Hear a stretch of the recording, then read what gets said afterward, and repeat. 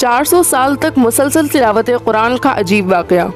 10ویں ہجری میں جب سلطان سلیم کو خلافت ملی تو وہ حضور اکرم صلی اللہ علیہ وآلہ وسلم کی طرف منسوب تبرکات کو مصر سے استنبول لے آئے اور یہ اہتمام کیا کہ توپ کاپِ سرائے میں ان کو محفوظ رکھنے کے لیے ایک مستقل کمرہ تعمیر کیا اور اس کمرے میں خود اپنے ہاتھ سے جھاڑو دیتے تھے۔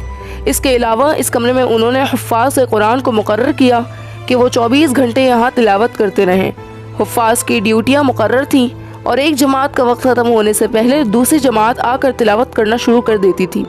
اس طرح یہ سلسلہ بعد کے خلفاء نے بھی جاری رکھا۔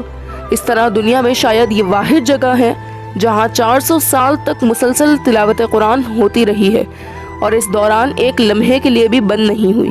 خلافت کے خاتمے کے بعد یہ مبارک سلسلہ بھی موقوف کر دیا گیا۔ جہاں دیدہ